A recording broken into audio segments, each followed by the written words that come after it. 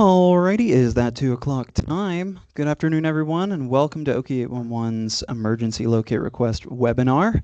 I'm William Bohannon, an Education and Outreach Liaison with the organization, and today we will be discussing more about having the right ticket when responding to emergencies. So let's go ahead and get started. New details this morning about the house explosion that killed a utility worker and injured more than a dozen people. CBS 2's Tina Patel is live in Murrieta with an update. Tina, good morning.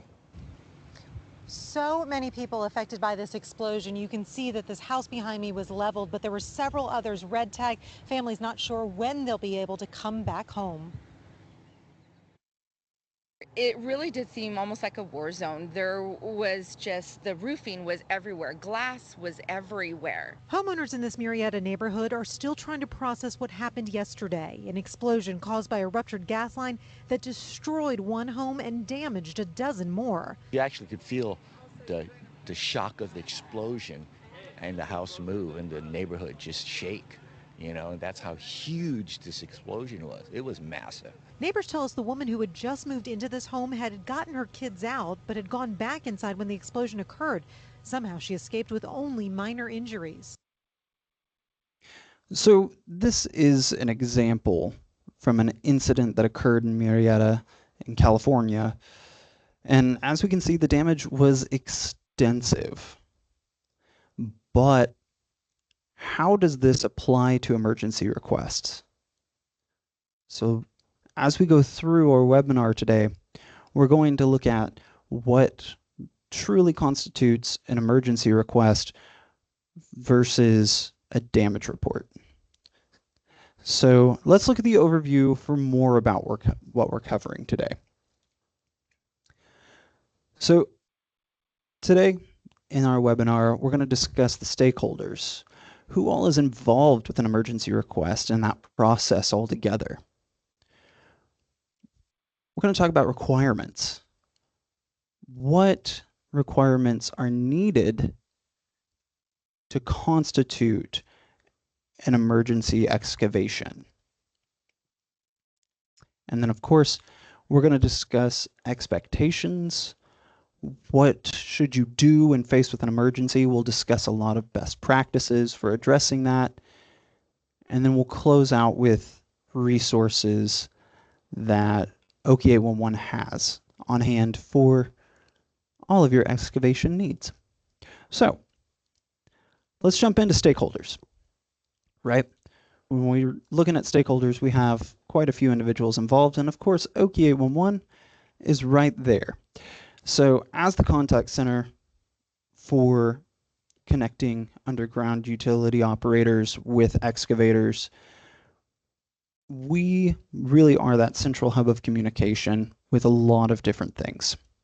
Now, when it comes to emergency tickets, we want to document everything provided by the excavator before that digging begins, if possible. Utility operators, of course, play a key role in this as well. They're the ones who own the lines. They have to send locators for those requests sent through Oki 811. Now, in the nature of an emergency, if you have to excavate immediately, they need to be notified about what that emergency is as well, both through the ticket and directly, in case they also need to respond in some capacity. And then excavators. If you're the one digging, that makes you the excavator. When you put an emergency locate request in, that means that you are the one who is going to go break the ground, going to shift the earth to address whatever that emergency is. So for instance, if there was a storm recently, so if there's a tree that's fallen down and you need to pull that tree out because it is going to be a danger, and we'll talk about those requirements in a second. But if you have to remove this tree, you need to be the one submitting the ticket. So what requirements would you have if you're the one submitting the ticket? It's an immediate threat to life, health, or property. This is the only exception to a normal ticket when you're making a request. If the emergency holds an immediate threat to life, health, or property. So, under these conditions, excavation operations may begin immediately. So you can begin digging immediately if there is a danger. Providing reasonable precautions are taken to protect underground facilities. So all operators of underground facilities in that area that the emergency is happening in must be notified promptly when this excavation is necessary. So if we're taking out that tree after a storm, again, we need to make sure everybody's contacted and communicated with. If an excavator requests an emergency without a genuine emergency, they may be held responsible for the costs associated for those locates and responses.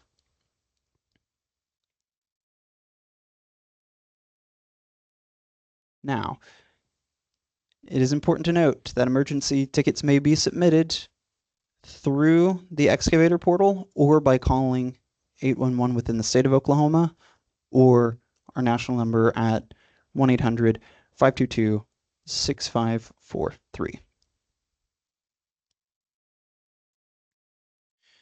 But what about the expectations, right? Think about the expectations. These are the best practices that can help you be prepared for addressing an emergency response, right? So first, if applicable, provide 2 to 4 hours for an emergency locate to be processed and completed. This gives time for the locators and the utility operators to come out and locate the area for those main lines. If you do not have this time window, or if the communication isn't particularly flowing in the way that is going to help find those potential lines, or if there's not enough time, you may consider a private locator for marking those utilities as well. Second, we want to maintain open communication with the utility operators in that area of where you'll be addressing that emergency, what's going on. It's essential to keep everyone informed on the same page with the timeline, any updates of what's going on. This collaboration can help prevent further complications with lines or other elements that may come up. And of course, document the emergency response, the timeline, make sure that everything is recorded with what actions were taken, when this was all going on. The documentation itself is invaluable for post-incident analysis, future preparedness, making sure that the communication is all streamlined if there are any revisits or if there's any debriefing. Of course, these are following best practices. These are very important things to have on hand to be more prepared with that thorough communication and documentation to address these emergencies more effectively and safely. However, when you do start to work in that area and you need to start excavating immediately, you'll want to use hand digging to expose utility lines in the area if you must immediately dig. So you'll want to wait. You'll want to give a timeout, a pause, because we can't see what's underground and we don't want to cause an emergency responding to an emergency, right? So we'll want to use hand digging, making sure that we are being cautious of what other lines may be in the area, depending on what you have to address, right? You don't want to strike a line responding to potentially a broken line or, again, the tree being down or perhaps another incident that could have occurred. So when we're looking at this, we'll want to consider that we may be responding to that emergency, but we don't want to cause another one while we're responding to that. So take your time and plan effectively. Always, always, always use caution.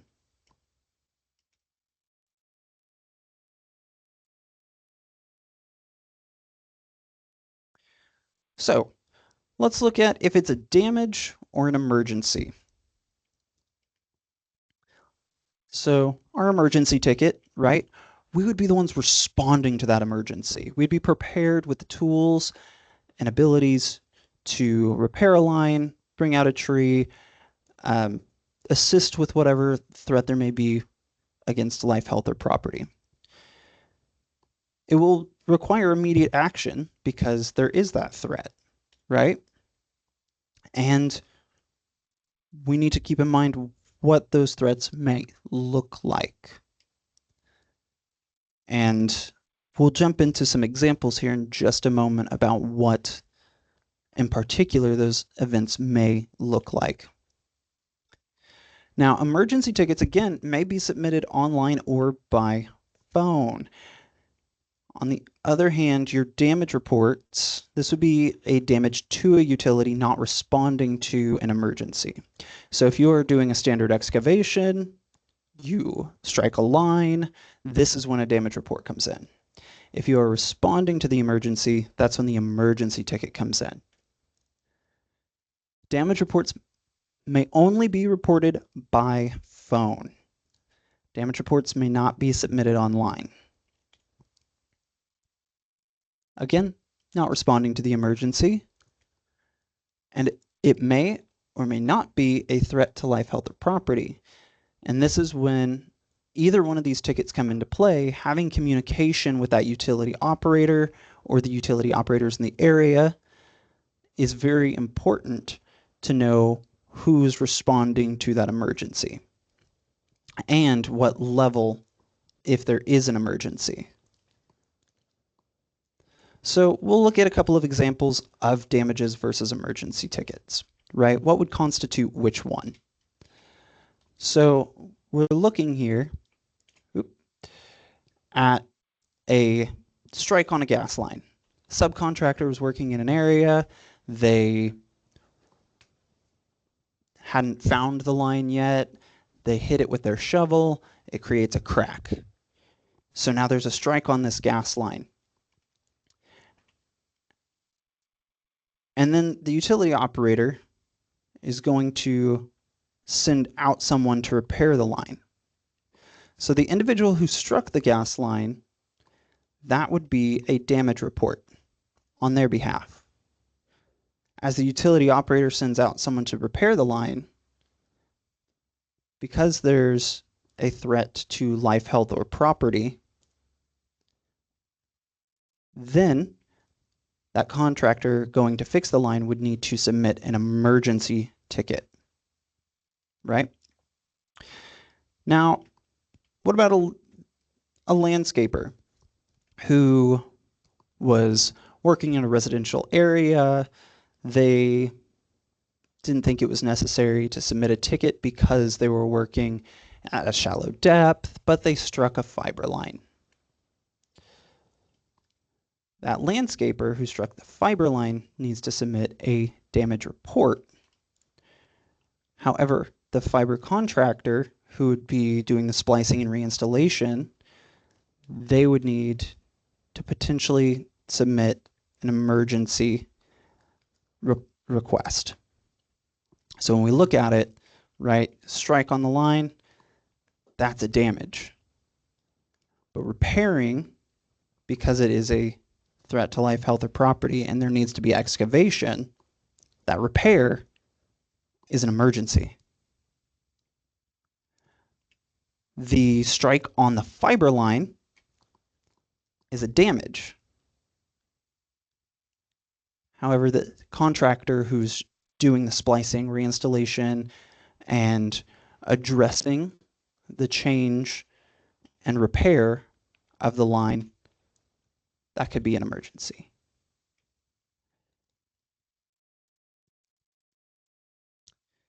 Now, as we start to get closer to wrapping some things up, we're going to look at these additional resources that we have with Oki 811. Over here you can see an image of Luis, my colleague, and myself. But we want to talk about things like our Learning Hub with these resources, right? We have the Learning Hub, which has a variety of different trainings, opportunities, webinars like this are posted. Of course, we have our Oki 811 certification, which we have virtually. We also have our safety days. We have checklists for excavation and other resources. The portal itself for submitting tickets. We have our chat bot on our website that can help address questions as well. We have webinars much like this one posted all throughout the year on our calendar on the Learning Hub. We have safety days and expo registration through our site. It does send to another site, but we have registration for that. We have our virtual safety day coming up next week, which you may register for that on our site. We have our excavator guides with the law included, as well as other helpful resources and best practices to help guide throughout excavation processes or when addressing other opportunities. You can, of course, request physical resources from our team through a form, or you can always reach out to us at education@oki811.org. And that would be us, our team, and we have ourselves as a resource where you can reach out to us, ask us questions, ask if we can come and provide training or provide virtual training for your teams. And all of our resources come in English and Spanish. So what we talked about today, we talked about those stakeholders being Oki 811, the utility operators, excavators.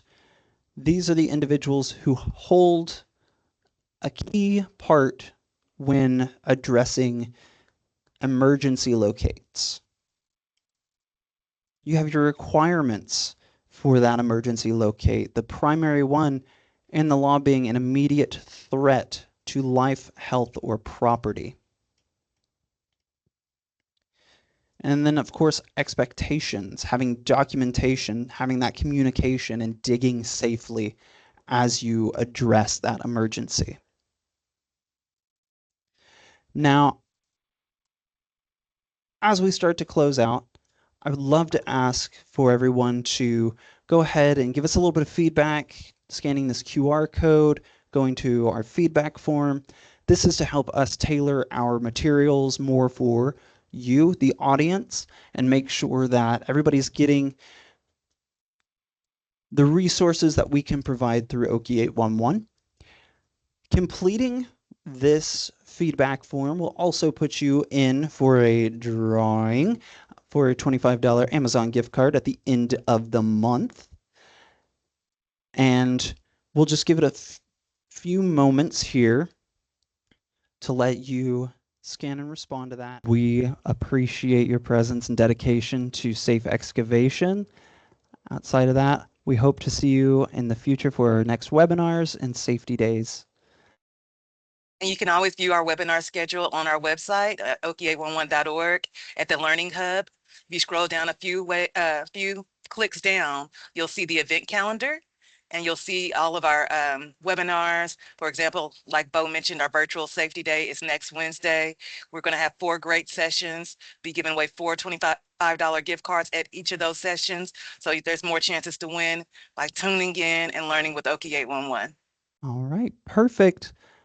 Well, with all of that, we wish you all a wonderful rest of your week, and we will see you in the next one.